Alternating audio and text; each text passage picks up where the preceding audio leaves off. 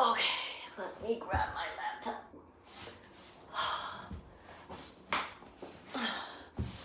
Okay, actually got ready today because I had a lot to do, and I had to go run some errands. And what did I do today? I woke up, I actually ran 2 miles because yesterday was just a really rough day for me and I was just not feeling it. So I'm like, I'm gonna make a better day today. I woke up a little bit late, but I still forced myself to run. And I ran 2 miles, 2.5, almost 3, but I mean, I did interval, I didn't run the whole time, but still, I was very proud of myself. And then I got myself together, I applied for a few more jobs, and then I also went out to purchase some things because I needed to get some cleaning products for, some things around the house. And then I was trying to figure out how to create my business card and logos and all of that. So I was out doing all of that today. But I wanted to do a quick sort of, I don't know if I would call it a follow-up. It's not necessarily a follow-up, but the whole entire video series is just, me trying to figure my life out and trying to find a job at the same time, right? So I got my last paycheck today, and it's gonna be a while until I get my next paycheck, I guess. I don't know when that's gonna be, even if I find a job or not, because at this point I probably have hit 100 jobs that I have applied for by now. Every single day I've been doing like between 3 to 5 from different platforms, and so far I've gotten 1 interview. I've gotten 1 reach out, which I mean, I don't even know where it's going because it's from a recruiter. You never know with those type of interaction. And then this other job that I applied for this week, where they asked me to send a video in just to, give them a quick synopsis of why I would be good for this job. No response back. So this is where I am. I'm trying to, again, continue to stay positive, continue to be hopeful, and just, focus on what I want to do. But at the same time, I need to be realistic and not let things like this get to me, because if I do, I'm not going to get a lot done. So today I wanted to talk about my last paycheck. They're probably going to send me a physical copy, but I checked this morning my bank and it's already been deposited in there. So maybe I'll do a quick clip here so you can kind of see, how much this is raw and real. I don't even care anymore. This is, it is what it is. So this is how much I get paid after taxes, after, insurance and everything that, I pay for. And this is about every 2 weeks, right? So I've got my, the previous one was earlier this month, and now this is the second one for the month of July is the final one, because my last day was last Friday, and they're not going to pay me out my PTO. So that's another 130 something hours that I've lost money on that I can't do anything about. So that's just going to have to be a, too bad, so sad situation. And unless I want to get an attorney and try to fight this, I'm not going to do that, because I don't have the money nor the time. Do I want to go back and fight with these people? I don't want to deal with any of them. So you could see this is my last paycheck. On here, I think it was like 27 something. Yeah, it's probably 27 something. And I need to figure out how to make this 2,700 last for me for at least the next month or so until I can find a job. I don't know how I'm gonna do that, but we're gonna figure it out. I've had Claude help me create a monthly budget planner, although I don't even know if I should do a monthly one because this is not technically not a monthly one. But can you imagine living off of 2,700 for a whole month if you have a whole family? I can't imagine. I mean, $2,700 is a lot of money, don't get me wrong. It's a lot of money to a lot of people, myself included. But if you think about the economy that we live in today and how much food costs and how much everything costs, and if you have to pay your mortgage, your your house, your car, the whole 9 yard, then 2,700 isn't that much. Back in the day, it's a lot more than what it is now. So anyways, I need to figure out how to make that last. I think what I'm gonna do is maybe I'll do like a video on a budget planning type of situation, but I'm so not good. I don't have the financial literacy that a lot of people do, that my mom had. I wish I had that attribute, but I don't. My mom is so good with money, and I'm like the opposite. I've never done like a budget before. I mean, when I get paid, I just put a certain amount into my saving, right? In a percentage format. And then I would just spend, and obviously I have bills that I have to pay as well. I have, debt that I have to take care of. And then what else do I, food. Food is a huge thing for me because I tend to eat out often, which is why I have gained so much weight this year.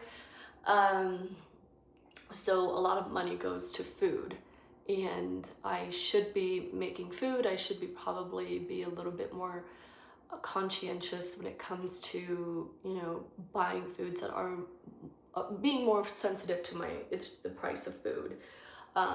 Shopping at maybe Walmart and I don't know, Kroger versus shopping at Target or even at like Trader Joe's or specialty stores. So I need to figure out how to do that for the next month and how I'm going to stretch my 2,700, make that last for at least until end of August. Well, I guess we'll report back. But yeah, I don't know.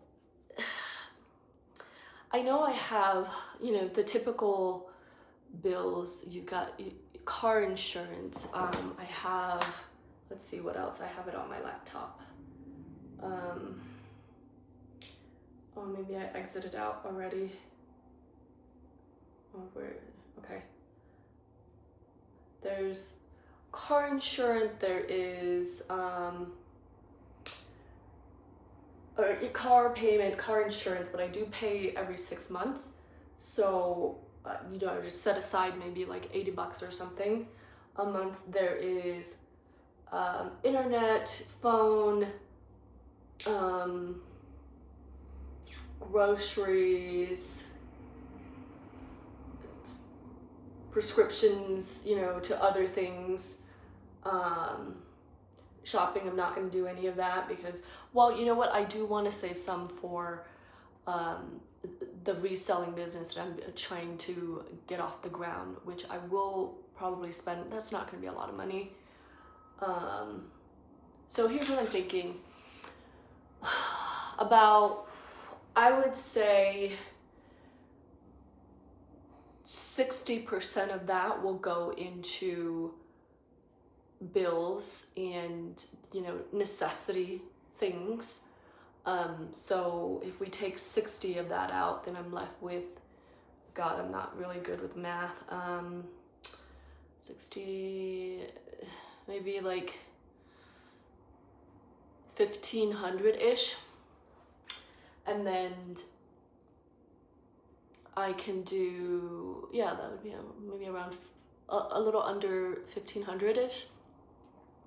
And then I could kind of divide that into a different section of like, okay, this is going to go towards business. This is going to go towards leisure. This is going to go towards food, / shopping if I need to buy anything that I really need.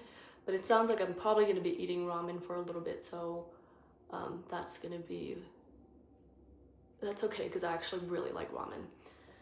All right, so I'll kind of show you this budget planner. I mean, it's not as comprehensive as I want it to be right now, just because, like I said, I haven't done a budget planning before, so I don't know kind of a lot of,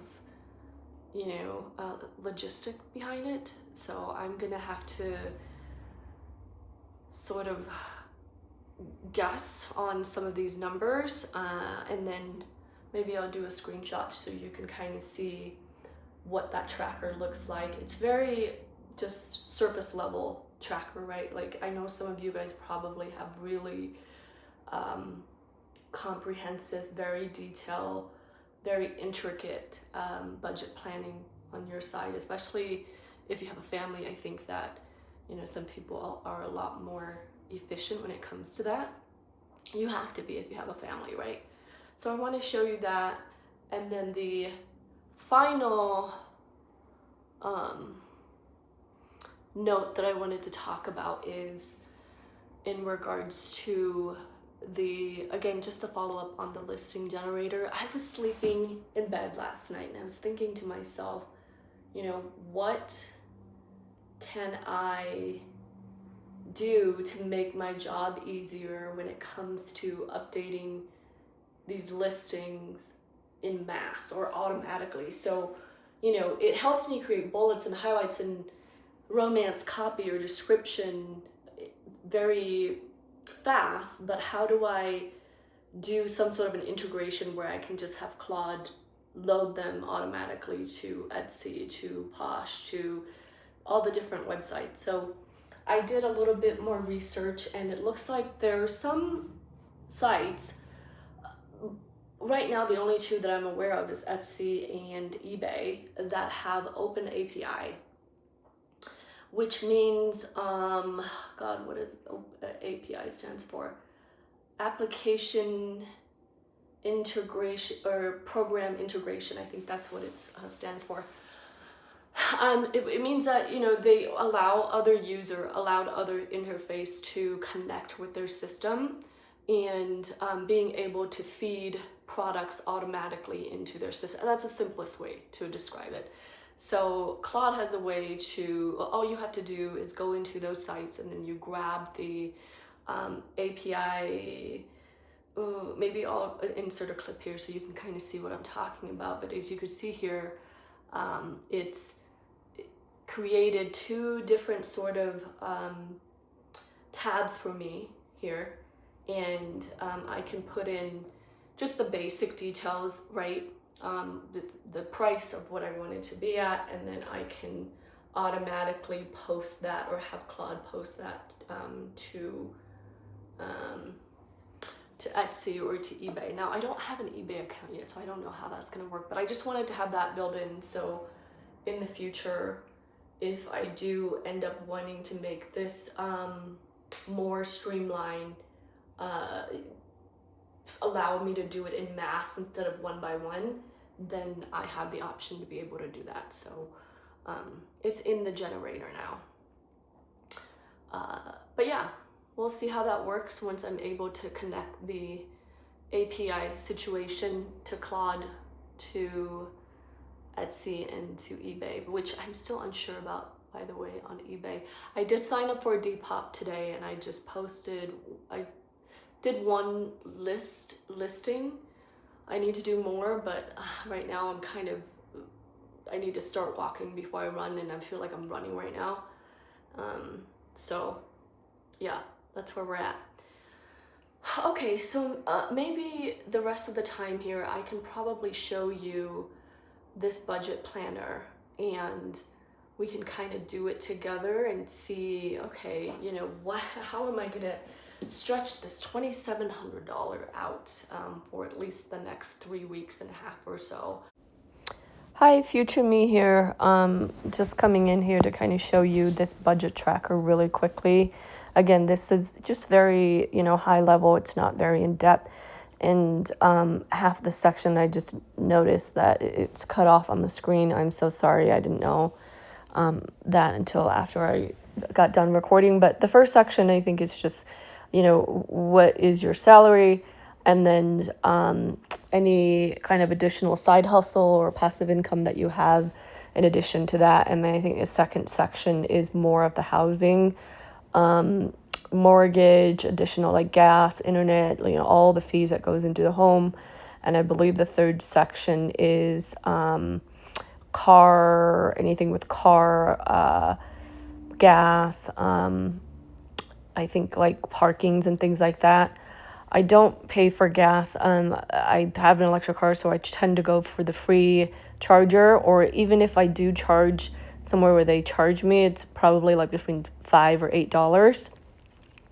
And then the next couple of section is kind of, hobbies, activities, lunch, grocery, any additional debts that you have kind of get broken into those subsection. And I don't have a lot there because I still had debt, but there's some that I was able to pay off the last year or so. So I feel a little bit better about that. And then once you fill everything out, you kind of budget it, and then like you come back to it. I think the next 2 weeks I can come back to this, or even the end of August, and see kind of where I'm at as far as my spending, and if I met my budget, or if I'm under, or if I'm over. At the very bottom section, it's going to kind of give you a quick synopsis of like, okay, this is where you're looking at with all the budgeting so far. You'll have, this much left over. So it's this increase in saving. But again, this is what you're budgeting. It's not actuals. So you have to come back and put in the actual. And I'm just going through the rest of the tabs and kind of showing you, okay, this is annual, and this is kind of the complete entire 12 months, I believe. But anyways, I'm very new at this. It's still going to take me some time to kind of get used to that, but I just want to quickly show you my really basic budget spreadsheet that I have right now. So I'll check in a couple weeks.